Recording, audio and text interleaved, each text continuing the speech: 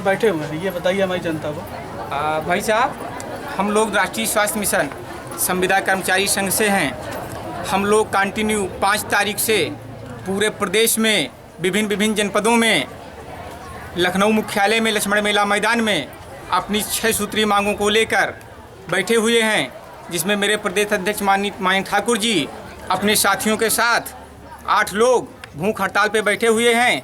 लेकिन आज तक सरकार द्वारा कोई पहल नहीं की गई है। जैसा कि आप सरकार द्वारा आपकी जो मांगे हैं, अभी तक आपने सरकार के क्या खिलाफ एक्शन किया है? आपका पूरा स्टाफ आपके साथ में है और क्या क्या मांगे हैं विस्तार में आप बताइए। मेरा पूरा स्टाफ मेरे साथ में है। मेरे साथ 1,65,000 आशा बहुएँ हैं पूरे प्रदेश की, साथ ही 75,000 संविदा कर्मचारी हैं। इस तरह से लगभग 2.5 लाख परिवार हमारे साथ हैं। विशेष बात यह है कि जो मेरी 6 सूत्री मांगे, उसमें सबसे पहली मांग हमारी ये है कि हम लोगों को जॉब सिक्योरिटी दी जाए, क्योंकि बिना कारण बताए ही सरकार द्वारा जो अधिकारी हैं वो अधिकारी हमको निकाल देते हैं, धमकियां देते हैं कि आप लोग नेतागिरी कर तो आपको हटा दिया जाएगा। तो मेरी सबसे पहली मांग है कि हम लोगों को जॉब सिक्योरिटी प्रदान की जाए।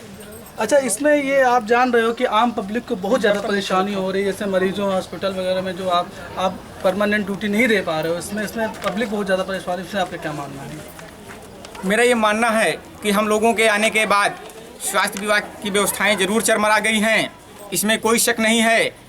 शासन प्रशासन हिल चुका है, लेकिन उसके बावजूद भी जो मेरी मांगे हैं वो अभी तक नहीं मानी जा रही हैं, ना ही उस पर विचार किया जा रहा है।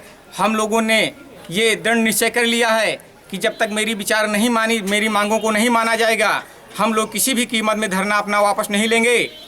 और इससे भी हालत ख़राब होने वाली है। अभी हम लोग पूरी तरह से सारी व्यवस्थाएं बंद कर देंगे। जो 108, 102 एम्बुलेंस चल रही हैं, ये भी चक्का जाम कर देंगे। पूरी तरह से स्वास्थ्य विभाग चरमरा जाएंगे। सवाल रोकते हुए एक सवाल और रखना चाहता हूँ। जैसा कि आप सरकार ने आपसे बात की होगी, तो आपके फैसले और उनके फैसले में क्या अभी कोई अनुभूति हुई है? और आपकी मांगे कब तक पूरी करने के उन्होंने कुछ निर्णय लिया है या कुछ बात हुई हो? अभी तक सरकार से कोई संतोषजनक बात नहीं हुई है। प्रमुख सचिव द्वारा हमारे प्रतिनिधिमंडल से बात हुई थी, लेकिन वो सकारात्मक वार्ता नहीं हो पाई है। वो गोलमोल जवाब दिए हैं।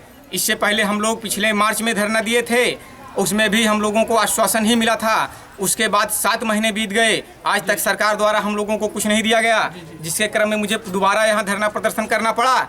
और इस बार भी मुझे केवल लॉलीपॉप ही देते रहे। एक सवाल और मेरा आपसे कि क्या आपकी मांगे जब तक नहीं पूरी हो रही, क्या अनंत काल तक चलती रहेंगी मांगे आपकी? जी, मेरा जो इस बार धरना जारी हुआ है, इसका हम लोगों का मोटो अब की बार आर या पार का है। जब तक सरकार हमारी मांगों को नहीं मानती, हम लोग आर पार की लड़ाई लड़ते रहेंगे। अगर वो मान लेते हैं तब वापस जाएंगे, अन्यथा आज 14 दिन बीत गए हैं, चाहे और 14 महीने बीत जाएं, लेकिन हम लोग वापस जाने वाले नहीं किसी की।